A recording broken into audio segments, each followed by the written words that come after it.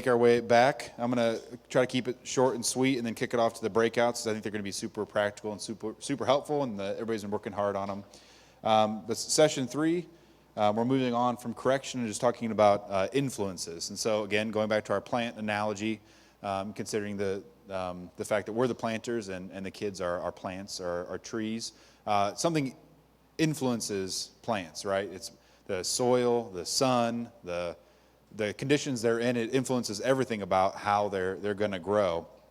And so as they grow, it's the planter's job to curate those influences, right? They can get choked out by weeds. Some plants need to be sort of kept in a greenhouse and in a pot until they're replanted later on. But either way, it's the planter's job to understand what is influencing the plant to help them flourish. And so I just want to give a few principles when it comes to influences, and then let these guys get more specific about big kids and little kids. So the first thing I want to say is, this is what we've been saying all morning, but it's our job. So go get them. It is our job to curate what influences our children. There is this idea, and it sounds noble, this idea like, I'm going to give my children a neutral upbringing. And then I'm going to let them decide what's important. I'm going to let them decide what's valuable. And there's something that sounds really good about that, because then if they ultimately decide to live for God and live for God's glory, it's like, well, then I know that they chose it. It wasn't just because I raised them that way. The problem with that is there is no neutral upbringing. Just like even if a plant grows wild, there are still things affecting the plant. You're just not in control of them. You just have no say in what happens. And so it's our job not to give them a neutral upbringing, but to really understand what is influencing our kids. And this isn't me saying that we should shelter our children from everything until they turn 18, right? Because then they're going to go out into the world and be shocked by the world and think we lied to them and think all kinds of crazy things.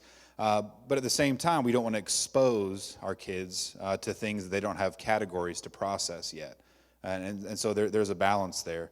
And this is what I think what the breakouts are going to cover. But the underlying truth is that some truths are too hard for young arms to carry. Or they're too heavy, sorry, not hard. I meant to put heavy. Some truths are too heavy for young arms to carry. It's the idea that truths have a weight to them. And things are true, and you don't want to keep your kids from things that are true, but at the same time, sometimes they're just too heavy for little arms to pick up, and so we want to curate what influences our children as they grow. Quick story. For example, I was playing with our 2 girls the other day, and they were playing like moms and dads or something, and Adeline said she was going to be the mom, and then Eloise said she was going to be the mom. And Adeline said, well, you can't have 2 moms. There can't be 2 moms, and I just let that go, right? I just let her think that, because that's what she sees in our family. That's what she sees in our home. Now, I hope that as she grows, she doesn't say things like that. I hope I'm able to talk to her about different types of families and different things that are going on in the world. That way, she doesn't respond in a way that's unloving or respond in a way that like shatters her or shakes her. But there in the moment, I thought, you know what? This isn't the time. She's 5. This isn't the time to overcomplicate things. She's creating categories.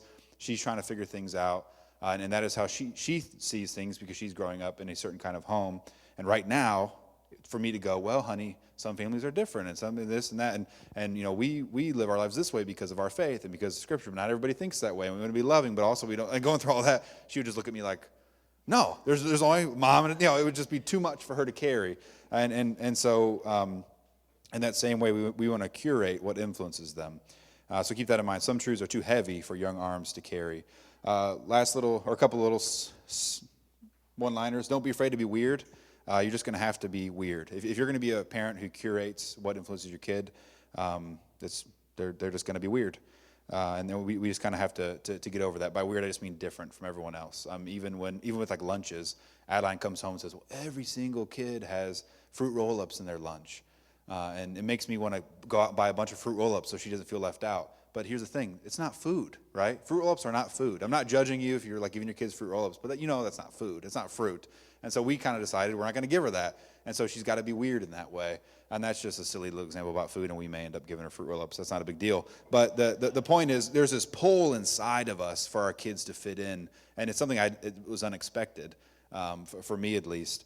but we have to fight that because we have a goal in mind, and we're not driven by a desire to conform or the whims of the culture or the whims of even our community. We're driven by our goal. So a couple spheres of influence to consider biblically. First, our relationships.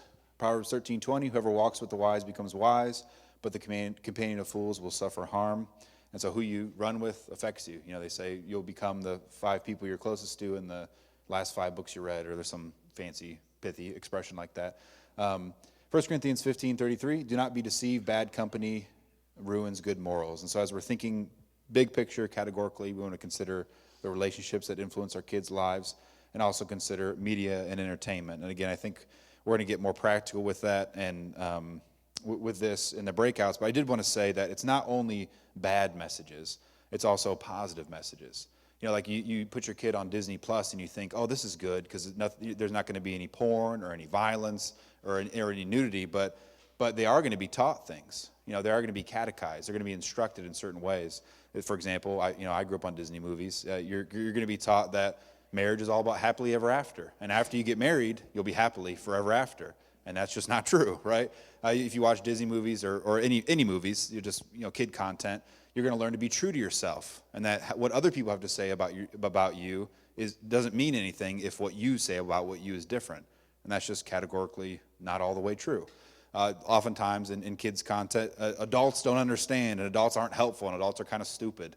And in real life, adults are actually really smart, and they're really helpful, and they actually really care about kids. And so we even have to watch positive intakes of truth, not just negative intakes of truth, and we need to consider influences.